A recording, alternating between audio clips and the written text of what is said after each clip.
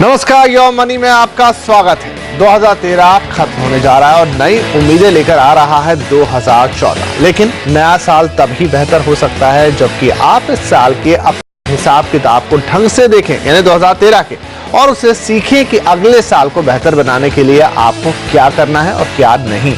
आपकी financial planning पर भी यही बात लागू होती है, जो आज योर मनी में हम बात करेंगे कि आपकी फाइनेंशियल प्लानिंग और उसके टूल्स यानी म्यूचुअल फंड, इंश्योरेंस आदि के लिए कैसा रहा है 2013 और अब 2014 में आपको किन बातों का ध्यान रखना है। और इस बेहद अहम बातचीत के लिए आज हमारे साथ स्टूडियो में मौजूद है अपना पैसा.com के CEO हर्ष रुंका। हर्ष जी, बहुत स्वागत है आपका।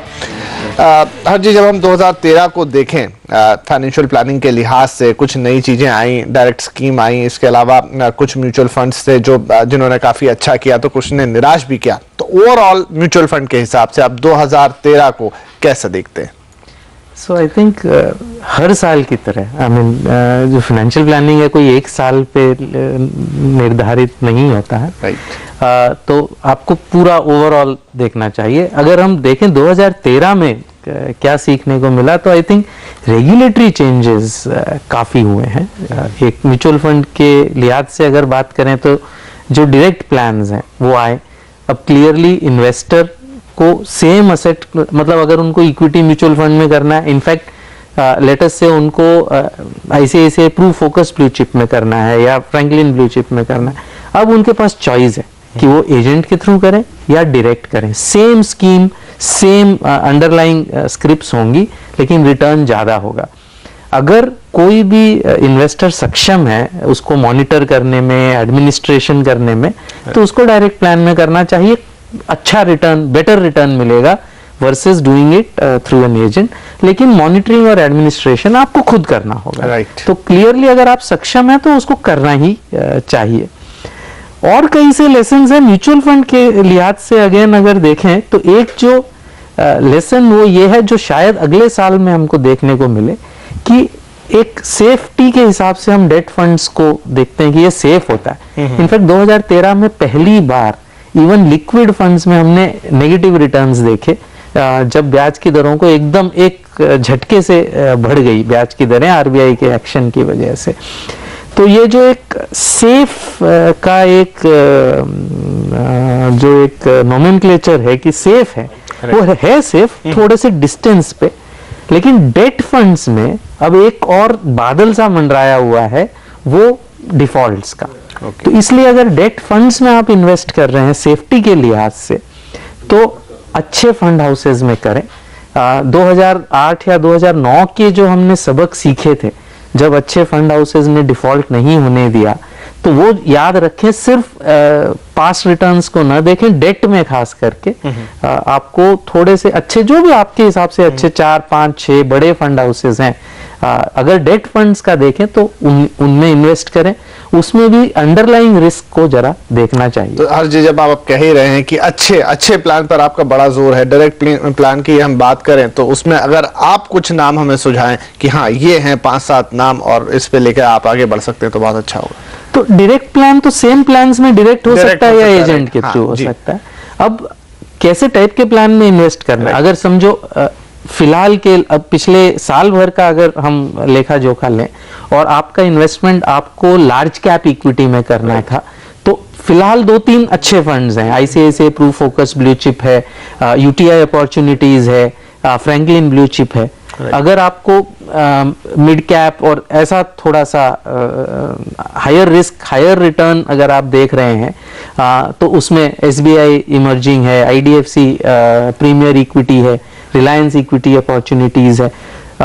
सो ये अब आप पर निर्भर करता है। आई थिंक असेट एलोकेशन सबसे इंपॉर्टेंट होता है।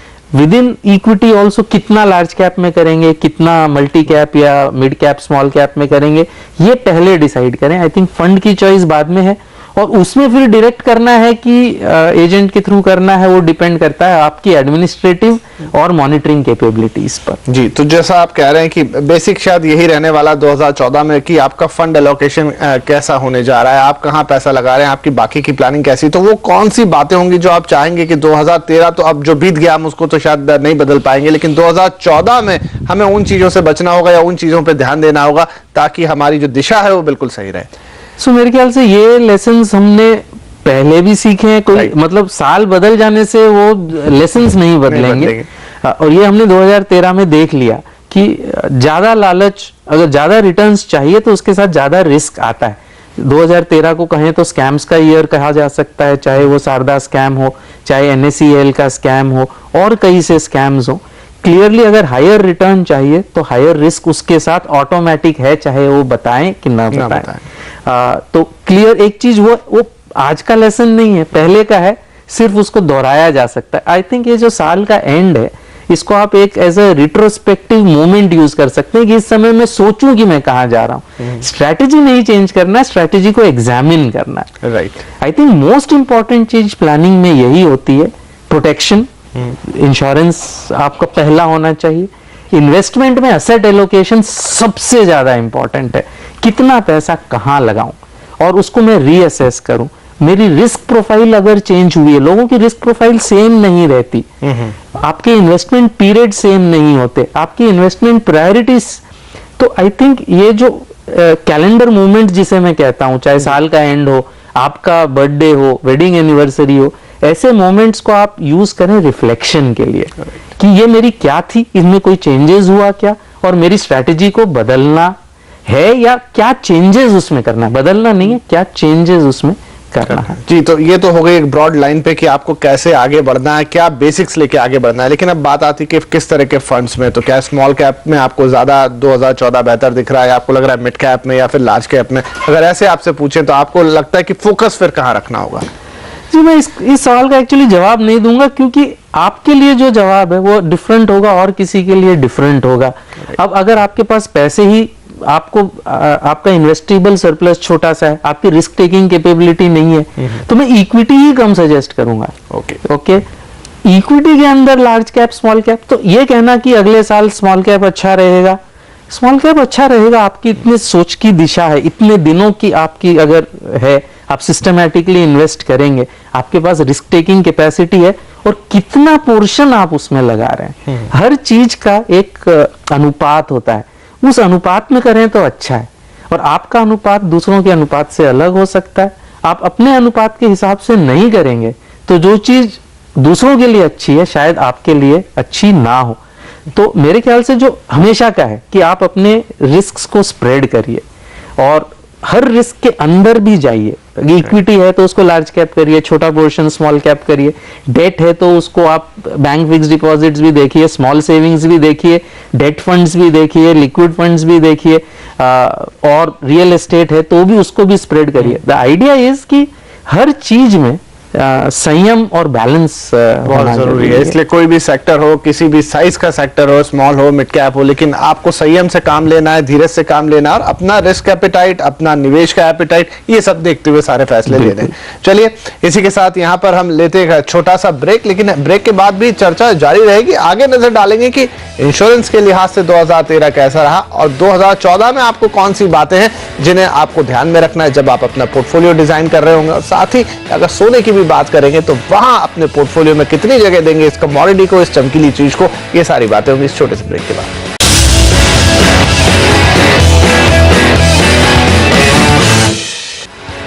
यो मनी के इस खास शो में आपका एक बार फिर स्वागत है। हम यहाँ पर आज आपको बता रहे हैं कि कैसे 2014 यानी नए साल को आप अपने पोर्टफोलियो के हिसाब से बनाएंगे, और इस पर हमारा साथ दे रहे हैं हर्ष रूंगटा साहब। तो आइए उनसे बातचीत के सिलसिले को आगे बढ़ाते हैं। ब्रेक से पहले हमने हर्ष जी आपसे बातचीत की अबाउट म्यूचुअल फंड, और अब हम थोड़ा रुख करते हैं इंश्योरेंस की तरफ।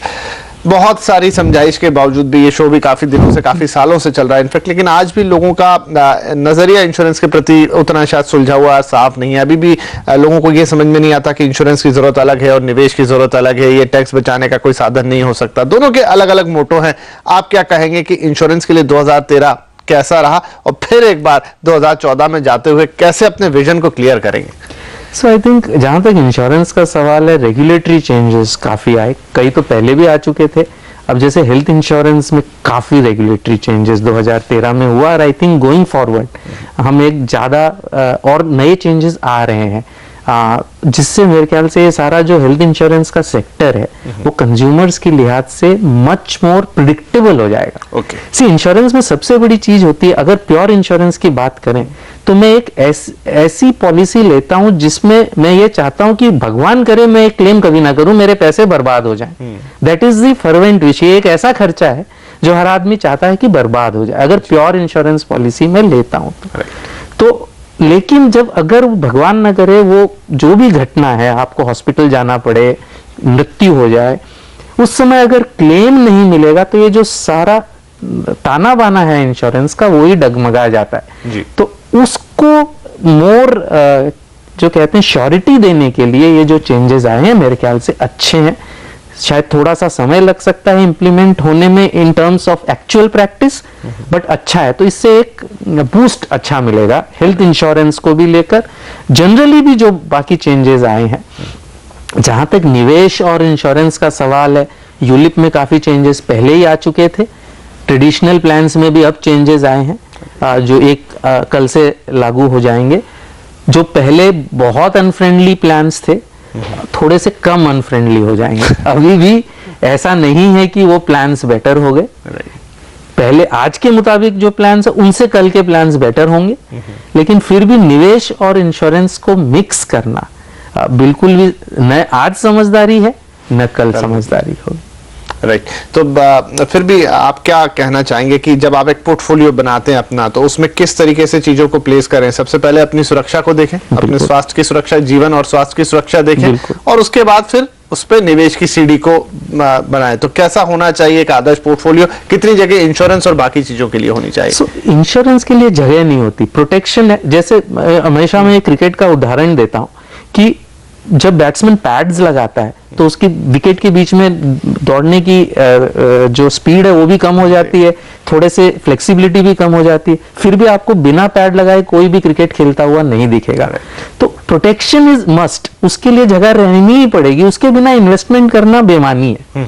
तो लाइफ की आपने बात करी, तो अगर मैं मर जाऊं तो मेरी फैमिली को सेम रहन सहन हो और जो भी मैंने प्लान्स बनाए हैं वो हो, उतना मुझे इंश्योरेंस लेना चाहिए। हेल्थ इंश्योरेंस अगर मैं मतलब अगर हॉस्पिटल में जाना पड़े मुझे या मेरे परिवार वालों, दो जो चीजें हैं लोग नहीं करते, जो आपके प्रोग्राम के माध्यम से कई बार बता चुके हैं, वापस आज बताना चाहूंगा।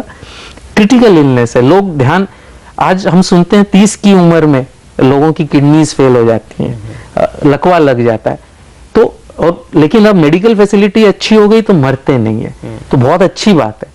लेकिन एक चीज है, आपकी मेडिक्लेम पॉलिसी आपके हॉस्पिटल के खर्चे दे देगी, लाइफ इंश्योरेंस पे नहीं करेगी क्योंकि आप जिंदा हो, लेकिन आपकी इनकम बंद हो जाएगी। तो क्रिटिकल इलनेस पॉलिसी है जो आपको एक लमसम देगा जिससे आप इनकम जनरेट कर सकते हो। महंगी पॉलिसीज है इसलिए कई लोग इग्नोर करते हैं, ये रियल रिस्क है। एक्सीडेंटल डिसेबिलिटी की भी रियल रिस्क है। ये दो पॉलिसीज लोग नॉर्मली लेते नहीं। मैं वापस रिक्वेस्ट करना चाहूंगा कि ये पैड्स हैं, इन्हें लगाए बिना प्लीज क्रिकेट ना खेलें। दैट ये कहना चाहूंगा, और जगह उतनी है जितनी आपको, मतलब इसके बिना आप इन्वेस्टमेंट करना ही नहीं चाहिए आपको चाहिए। तो ये आपके लिए बहुत ध्यान रखने वाली बात है कि आप निवेश करना चाहते हैं, एक अच्छा पोर्टफोलियो बनाना चाहते हैं, लेकिन जैसा आप बहुत ही अच्छा उदाहरण यहाँ पर देते हुए कि बिना पैड्स खेले या बिना गार्ड्स लगाए हुए आप क्रिकेट नहीं खेल सकते जहां बहुत तेज गेंदें आती हो, क्योंकि वहां आपको लगने के पूरे चांसेस है। इसलिए आप जो भी पोर्टफोलियो बनाएंगे, जैसा भी निवेश का प्लान बनाएंगे, उसमें आपको अपने इंश्योरेंस यानी आपके खुद के लिए, चाहे लाइफ हो चाहे हेल्थ हो, और आपके परिवार के लिए ये जगह रखनी ही पड़ेगी। इतना एक बेसिक आपको लेकर चलना ही पड़ेगा। चलिए, ये बात हुई यहाँ पर हर जी इंश्योरेंस के बारे में। अब थोड़ी सी उस कमोडिटी की बात कर लेते हैं जिसके लिए 2013 अच्छा नहीं रहा है ज्यादा, और वो है सोना। तो सोने को लेकर आप क्या कहेंगे? 2013 तो हम कह ही रहे हैं कि नहीं अच्छा साल था, लेकिन आगे बढ़ते हुए तमाम आर्थिक परिस्थितियों के बीच आप अब सोने को कैसा देख रहे हैं? सो अगेन मैं यही कहना चाहूंगा कि एक आम इन्वेस्टर को 2013 में क्या हुआ, 2012 में क्या हुआ, 2014 में क्या होगा, ये नहीं सोचना चाहिए। और किस तरीके से नहीं सोचेगा वो? एक एसेट एलोकेशन कर लिया, उसमें एक सोने का स्थान होना चाहिए। भारतीय परिवेश में तो पक्का ही होना चाहिए, क्योंकि और कुछ नहीं तो वो, अगर मैं अपने बच्चे की मैरिज के लिए कर रहा हूं तो वो वैसे भी यूज उसी के लिए होगा। तो 5 से 10% मैक्सिमम। मैं 5% करता हूं, बिकॉज मैं कोई बहुत बड़ा प्रशंसक सोने का नहीं हूं, लेकिन अगर आप प्रशंसक हैं तो 10%। ये आपके पोर्टफोलियो में इससे ज्यादा मेरे ख्याल से नहीं होना चाहिए। और ये बिल्ड कैसे करें, एक बार में ना लें, सिस्टमैटिकली, जिस तरह से इक्विटी में सिस्टमैटिकली करते हैं उसी तरह गोल्ड में भी सिस्टमैटिकली करें, और फिजिकली ना करें। मेरे ख्याल से फिजिकल गोल्ड लेने में कुछ भी फायदा नहीं है। आपको आज गोल्ड फंड्स मिलते हैं जिसमें बहुत ही आसानी से आप छोटी अमाउंट्स भी सिस्टमैटिकली कर सकते हैं। तो 5 से 10% पोर्टफोलियो का systematically built over period of time, and जहां तक हो सके through a gold fund rather then in physical gold. चलिए, तो ये हुआ यहाँ पर मूल मंत्र कि आपके पोर्टफोलियो में 5 से 10% हिस्सा होना चाहिए, सोने को जगह मिलनी चाहिए। फिजिकली सोना मत खरीदिए, गोल्ड फंड के थ्रू जाइए, एक लंबा उसको टाइम दीजिए, ये चीज भी आपको फायदा जरूर देगी। और यहाँ पर एक और ब्रेक का वक्त हो गया है न्यू ईयर स्पेशल में, लेकिन आपके फाइनेंशियल रिजोल्यूशन के बारे में बात करेंगे। आप आगे जाते हुए क्या संकल्प ले 2013 के जाते और 2014 के आते, ताकि आपकी फाइनेंशियल इस बातचीत को हम आगे बढ़ाएंगे। लेकिन उससे पहले अगले साल म्यूचुअल फंड में क्या रणनीति हो या इंश्योरेंस लेते समय क्या ध्यान रखना चाहिए, सोना आपके पोर्टफोलियो में कितना 14 में निवेश और बचत को बढ़ाना चाहते हैं, तो यहां हमारी सहयोगी राशि बता रही है कि 2014 के लिए आपका फाइनेंशियल रिजोल्यूशन क्या होना चाहिए, जो बेहद जरूरी है। तो आइए सुनते हैं राशि क्या लेकर आई है। कल से 2014 का आगाज होगा एंड आई एम श्योर आपने अपने न्यू ईयर रेजोल्यूशन बनाने भी शुरू कर दिए होंगे, जैसे मोर एक्सरसाइज, वेट लॉस, खूब सारी ट्रैवलिंग वगैरह वगैरह। लेकिन आगे आने वाले साल में आपको मोटा रिटर्न मिले, अच्छा मुनाफा और आपका हार्ड अर्न मनी पे 4 चांद लगे, ये तो आई एम श्योर आप चाहते ही होंगे। एटलीस्ट मैं तो यही चाहती हूं। इसलिए मैं यहां लेने जा रही हूं पैसे बढ़ाने और बचत करने के लिए कुछ जरूरी and very important financial resolution. सबसे पहले मैं अपने फिजूल खर्चों पर लगाम लगाने की पूरी कोशिश करूंगी, जिससे एटलीस्ट मैं अपनी सैलरी से कुछ हिस्सा सेव कर सकूं, और जो भी मेरे छोटे मोटे प्लान्स हो, चाहे वो ट्रैवलिंग के लिए पैसे बचाना हो या फिर एक गाड़ी खरीदना, उसे मैं पूरे करने के लिए अभी से जोड़ना शुरू कर दूं। मेरा नेक्स्ट रेजोल्यूशन होगा कि मैं सिर्फ इंश्योरेंस को इन्वेस्टमेंट और टैक्स बचाने के लिए नहीं, बल्कि प्योर अपनी सेफ्टी के लिए ही लूंगी। और इसमें ऑब्वियसली शामिल होगा एक टर्म प्लान और एक हेल्थ कवर। मैं जितनी जल्दी इसे खरीदूंगी, मुझे उतनी में फंड की कोई बहार नहीं होगी। अच्छा परफॉर्मेंस देखकर और वेल डाइवर्सिफाइड फंड में ही मैं पैसे लगाऊंगी, एंड आई मेक श्योर कि मेरे म्यूचुअल फंड पोर्टफोलियो में फंड्स जो होंगे वो 5 या 6 से ज्यादा बिल्कुल नहीं होंगे। 2 से 3 महीने में कमाए 10 से 12 रिटर्न, ऐसी स्कीम के बारे में तो हम अक्सर सुनते ही रहते हैं, लेकिन मैं ऐसी स्कीम से एकदम दूर रहूंगी जो सुपर एक्स्ट्रा ऑर्डिनरी रिटर्न का दावा करती हो ना। सबसे इंपॉर्टेंट, लाइफ में कब क्या हो जाए इसका हमें अंदाजा नहीं होता, इसलिए मेरी लाइफ एटलीस्ट फाइनेंशियली स्मूथ चलती रहे, इसलिए मैं 5 से महीने की जो सेविंग्स है उसके बराबर एक इमरजेंसी फंड जरूर बनाऊंगी। And last and foremost important, सबसे पहले अपनी सेहत का पूरा ख्याल रखना। टाइम पर उठूंगी और जॉग करूंगी, क्योंकि अच्छी सेहत रहेगी तभी मेरे मेडिकल बिल्स भी कम रहेंगे और मुझे इंश्योरेंस भी काफी सस्ते में मिलेगा। और इन सब के लिए मुझे कहां निवेश करना है, कितना पैसा लगाना है, ये सब तो मुझे योर मनी में पता चलता ही रहता है। सो आप भी अपने फाइनेंशियल रेजोल्यूशन पे स्टिक रहें। सॉल्यूशन थे राशि के, वो सारी बातें जो हम अभी पूरे शो में कर रहे हैं, हर्ष जी वो निकल के आई, लेकिन 2 इसके आउटकम है। एक तो योर मनी देखते रहिए, और दूसरा ये जो एक गंभीर है कि आप बिल्कुल तो मेरे ख्याल से ये एक बहुत इंपॉर्टेंट फैक्टर होता है कि आप किस समय पे, अगर आप लेट हो गए अपना डिसीजन लेने में, आप सिर्फ सोच रहे हैं कि मैं अब बचत शुरू करूंगा, अब बचत शुरू करूंगा, तो जितना लेट होते जाएंगे मेरे ख्याल से उतना नुकसान होता जाएगा। क्या कहेंगे आप? जी बिल्कुल, लेकिन इसका ये मतलब नहीं कि पहले नहीं किया तो अब नहीं करें। इनफैक्ट कई बार क्लाइंट्स आते हैं कि हमारे पास पैसे ही नहीं बचते, तो एक चीज हम उनको बताते हैं कि एक 80-20 रूल है। जितनी भी आपकी इनकम है, आप ये मानिए कि 80% ही है, 20% पैसा आपका नहीं है। ये जिस दिन से आप लागू कर लेंगे, एंड मैजिकली पहले 3 महीने 4 महीने तकलीफ होती है, लेकिन बाद में मैजिकली योर एक्सपेंस, जैसे कहते हैं ना कि income expenses expand to meet the available income, जब आप अवेलेबल इनकम को ही घटा देंगे तो एक्सपेंस भी कॉन्ट्रैक्ट हो जाएंगे। 3-4 महीने दिक्कत होती है।